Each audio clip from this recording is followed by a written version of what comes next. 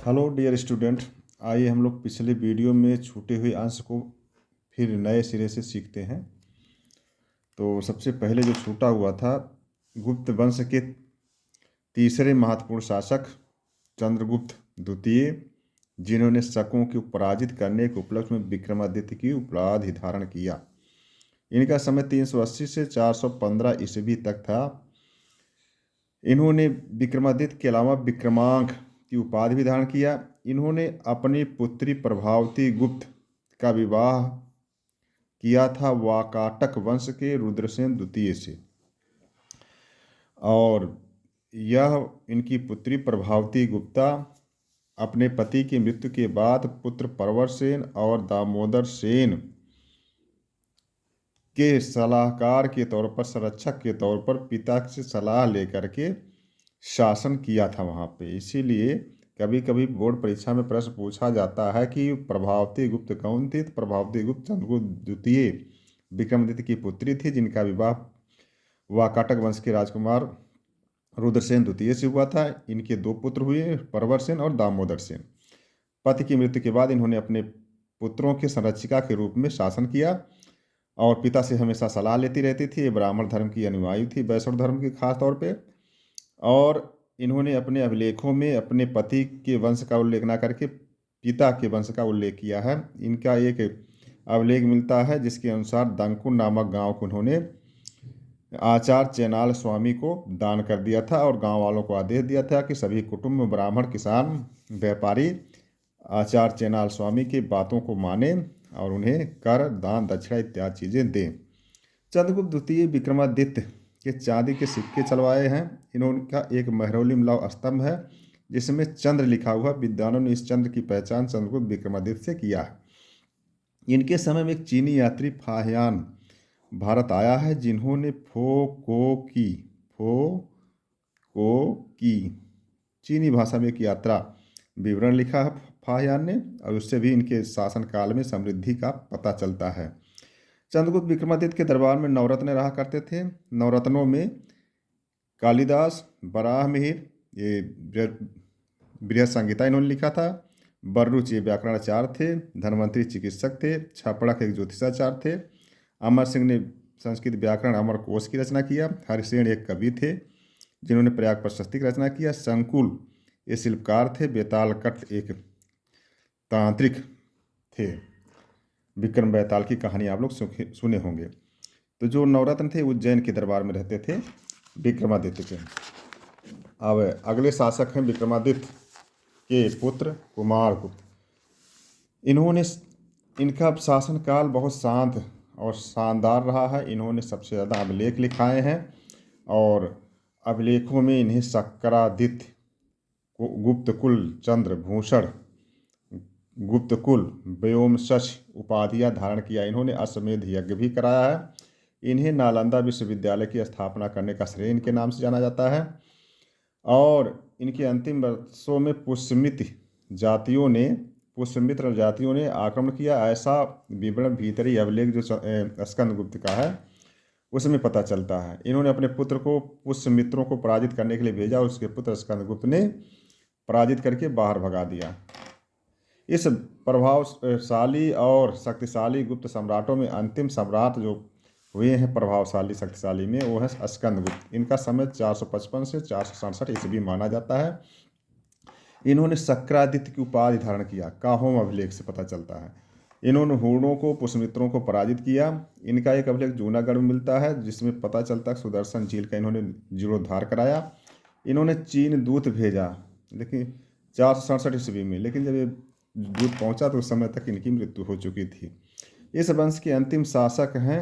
इन वंश के शासकों में जिनका नाम इतिहास बहुत महत्वपूर्ण नहीं है, पूर्वगुप्त, कुमारगुप्त द्वितीय, बुद्धगुप्त, नरसिंहगुप्त, बालादीन इनका नाम है थोड़ा बहुत। भानुगुप्त इनके समय में अभिलेख मिलता है जिसमें सती प्रथा का उल्लेख मिलता है। वैनगुप्त, कुमारगुप्त तृतीय और विष्णुगुप्त इस वंश का अंतिम गुप्त शासक हुए हैं। प्रिय छात्र छात्राएं, कुछ प्रश्न आपसे पूछे जाते हैं, जैसे सालभंजिका भारतीय कला साहित्य में वर्णन मिलता है एक साल की टहनी पकड़े हुई स्त्री की मूर्ति जो त्रिभंग मुद्रा में होती है, इस सालभंजिका से आशय निकाला जाता है कि एक स्त्री जो सालवृक्ष की टहनी पकड़े हुई होती है और त्रिभंग मुद्रा में होती है, यह मूर्ति या यह स्थिति जो है प्रजनन क्षमता, शुभता, कलात्मक सौंदर्य का प्रतीक है।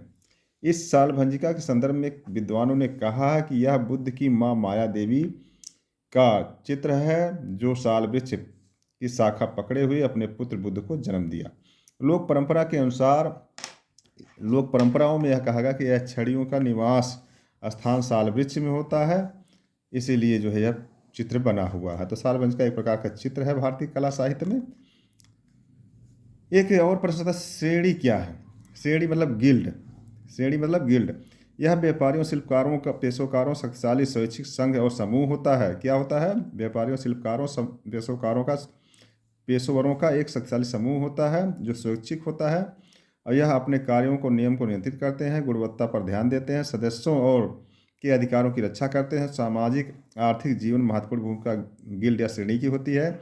आधुनिक यूनियन, निकाय उदाहरण है, जैसे गिल्ड और श्रेणी होती है। आधुनिक जो यूनियन है और निकाय है उन्हीं की जैसे श्रेणी होते थे। उदाहरण तौर पर रेशम बुनकरों या तंतुआ श्रेणी का मंदसौर उल्लेख मिलता है कि इन्होंने दान दिया था। जौहरी और किसानों की श्रेणी, गुड़ की श्रेणी, इनके पास छोटी छोटी सेना होती थी, अनुदान देते थे। मंदसौर अभिलेख से पता चलता है। तो श्रेणियाँ एक प्रकार से व्यापारियों, शिल्पकारों की शक्तिशाली स्वैच्छिक संघ या समूह होते हैं। इसी प्रकार से प्रश्न आता है प्रयाग प्रशस्ति। प्रयाग प्रशस्ति की रचना हरिसेन ने किया था। किसने किया था? हरिसेन। ये जो है समुद्रगुप्त के समय दरबारी कवि, शांत विग्रहक, विदेश मंत्री, गृह मंत्री, कई पदों पर विभूषित करते थे और विक्रमादित्य के समय ये नवरत्नों में से एक भी रहे हैं। तो हरिसेन ने इसकी रचना किया था या उसी अभिलेख पर लिखाया गया जिसे अशोक ने लिखाया था। प्रयाग प्रशस्ति पहले कौशाम्बी में था। कौशाम्बी में एक स्तंभ लिखवाया था अशोक ने, स्तंभ लेख। उसी पर हरिसेन ने समुद्रगुप्त के समय प्रयाग प्रशस्ति की रचना किया जो विशुद्ध संस्कृत भाषा में लिखा गया है काव्यात्मक ढंग से। उसमें समुद्रगुप्त की विजयों का उल्लेख है। प्रयाग प्रशस्ति जिस पर लिखा उस पर अकबर और जहांगीर के भी लेख मिलते हैं, लेकिन इसका महत्व हरिसेन द्वारा लिखाया गया प्रयाग प्रशस्ति से ज़्यादा है। और इसमें जो है समुद्रगुप्त की विजयों का उल्लेख मिलता है। आर्यावर्त की विजय, दक्षिणापथ की विजय, अश्वमेध यज्ञ करने का, सीमावर्ती क्षेत्रों की विजय और विदेशियों पर विजय। तो कुल मिलाकर के इसमें जो है समुद्रगुप्त की विजयों का उल्लेख है। समुद्रगुप्त को इसी में कहा गया कुबेर, वरुण, इंद्र, यम के समान बताया गया समुद्रगुप्त को। तो यह है। अब हम लोग जानते हैं कि राजधर्म कैसा था जो है प्राचीन काल में। राजधर्म मतलब राज्य करने का, शासन करने की एक नियम कानून होता है। राजधर्म मतलब शासन करने का शासक वर्ग का अधिकार, कर्तव्य और नैतिक आचार संहिता होती है। इसी के अनुसार धर्म, न्याय, प्रजा कल्याण को ध्यान में रख करके शासन करते हैं। इसे निर्देशित करने का काम वेद, पुराण, उपनिषद, रामायण, महाभारत तथा कौटिल्य के अर्थशास्त्र में बताए गए हैं। साथ ही साथ बौद्ध और जैन ग्रंथों में भी राजधर्म कैसा होना चाहिए इस बात का वर्णन किया गया है। 6वीं शताब्दी ईसा पूर्व से लेकर 6वीं ईस्वी तक अधिकांश राजाओं ने प्रजा कल्याण को ध्यान में रख करके शासन किया, लेकिन कुछ ने धर्म को अधिक महत्व दिया। मौर्य काल में अशोक ने स्वयं को देवनाम प्रियदर्शी कहा है। इसी प्रकार कुषाण शासक कनिष्क ने कहा है देवपुत्र, शाहानुशाह। और अशोक ने कहा सभी प्रजा मेरी संतान हैं।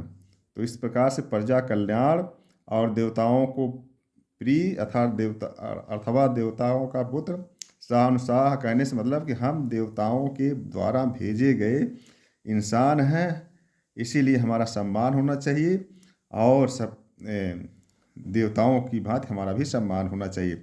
यहाँ तक समुद्रगुप्त में जैसा देखें प्रयाग प्रशस्ति में कुबेर, वरुण, इंद्र के समान भी बताया गया है।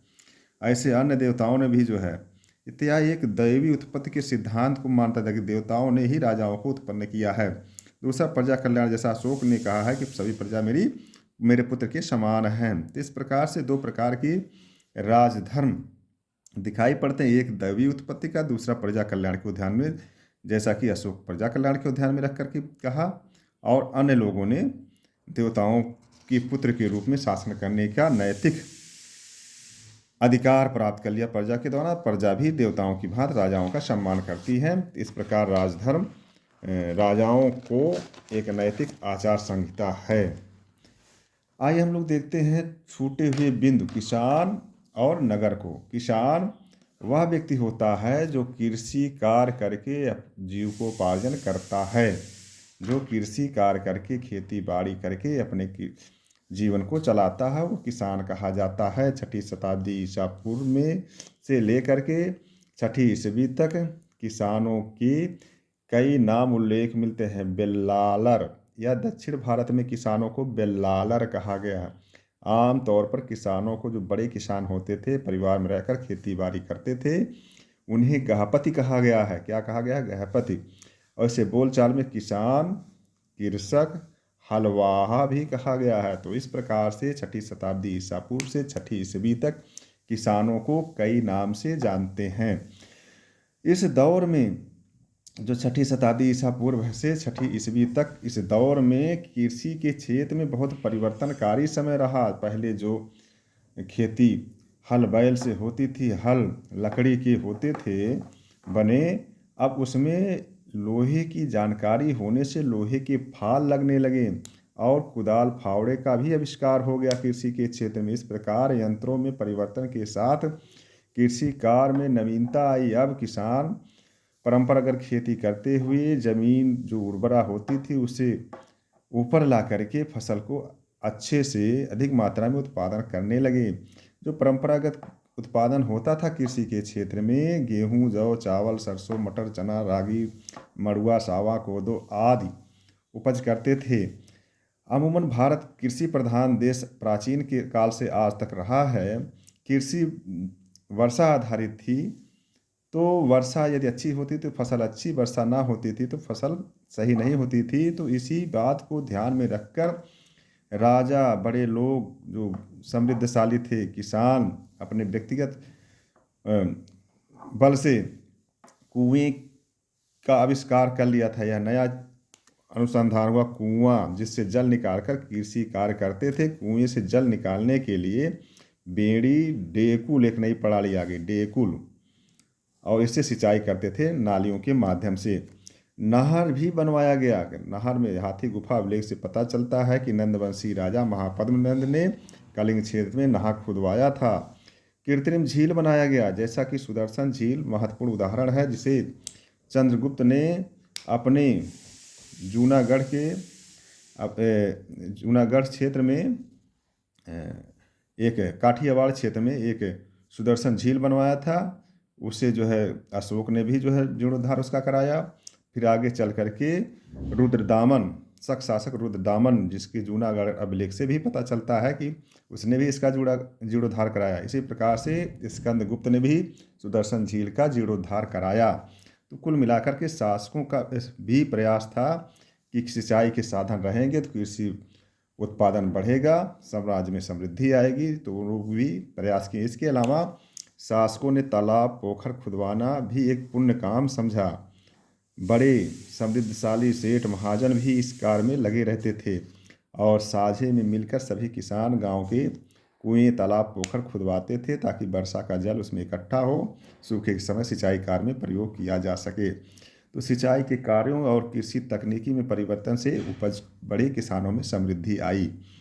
एक प्रकार की भूमि होती है अग्रहार भूमि, जो बार बार अग्रहार भूमि क्या है, तो ब्राह्मणों को दान में जो जमीन मिलती थी शासक वर्ग की तरफ से, उसे अग्रहार भूमि कहते हैं।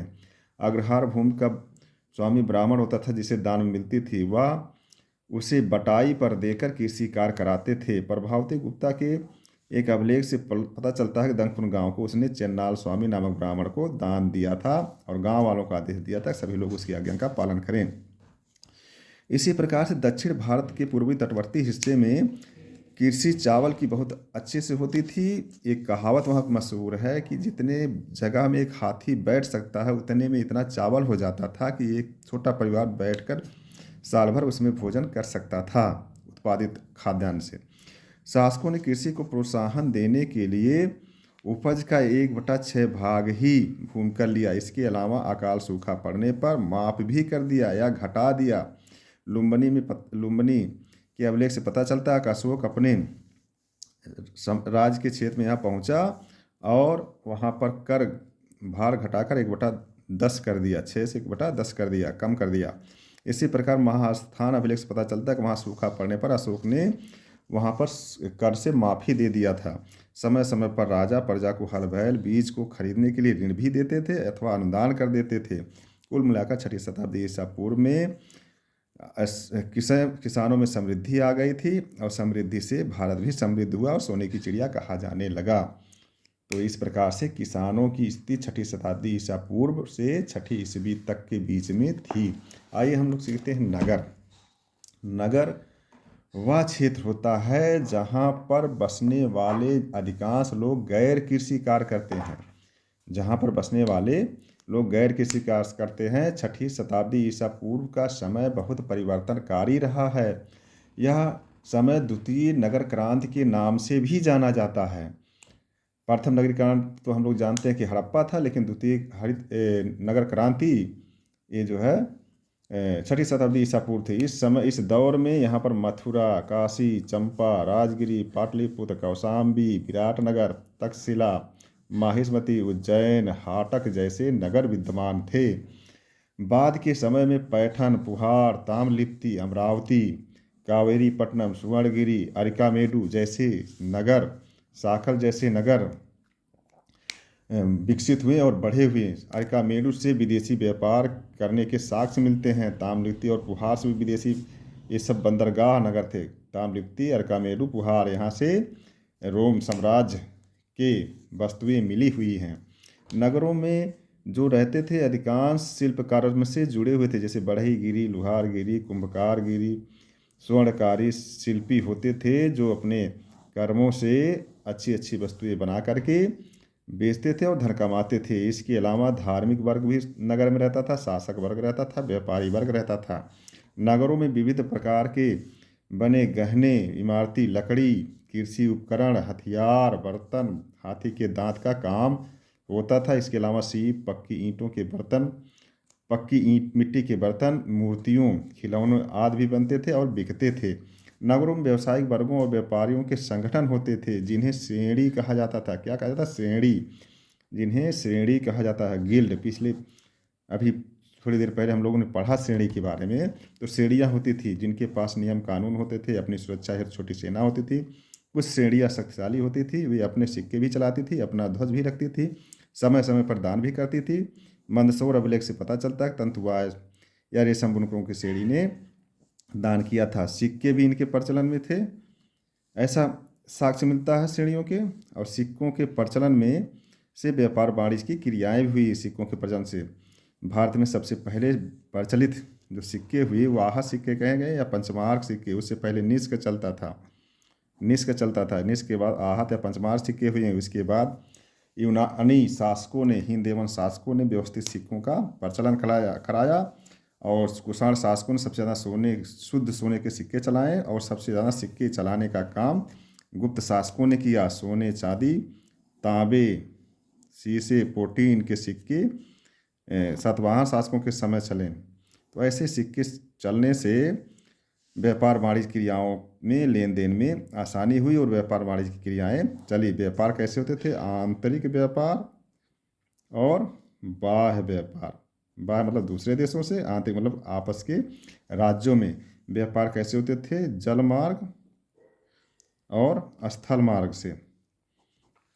तो इस प्रकार से भारत इस समय क्या क्या बाहर भेजने लगा? सूती वस्त्र, रेशमी वस्त्र, इमारती लकड़ी, हाथी के दांत, काली मिर्च, मसाले आदि दूसरे देशों को निर्यात करता था और अपने ज़रूरतों के सोने, चांदी इत्यादि चीज़ों का आयात भी करता था, क्योंकि सोने चांदी भारत में शुरुआत से ही कम मात्रा में होते थे, इसीलिए इसका आयात करना पड़ता था। तो इस प्रकार कृषि क्षेत्र में क्रांतिकारी परिवर्तन, उपज अधिक, अधिशेष उत्पादन होने और व्यापार वाणिज्य की क्रियाओं से बढ़ने, नगरीकरण होने, व्यापारियों का समृद्धशाली होना ही भारत की समृद्धि के मार्ग को प्रशस्त किया। इसी कारण इस दौर में भारत क्या कहा गया? सोने की चिड़िया। भारत क्या कहा गया? सोने की चिड़िया। तो भारत शक्तिशाली हो गया किसानों और व्यापारियों से, नगरों की क्रांति से, सिक्कों के प्रचलन से, शासकों के योगदान से। तो इस प्रकार से विभिन्न क्रियाकलापों से भारत समृद्ध हुआ और सोने की चिड़िया कहा गया। तो इस प्रकार प्रिय छात्र छात्राओं, हम लोगों ने राजा किसान नगर टॉपिक को गहन अनुशीलन कर लिया। इसमें हमें लगता है कि आपको 99% प्रश्न पूछे जाएंगे, सब मिल जाएंगे। तो आप इसका वीडियो को देखें, लाइक करें, शेयर करें, कमेंट करें, सब्सक्राइब करें। बहुत बहुत धन्यवाद।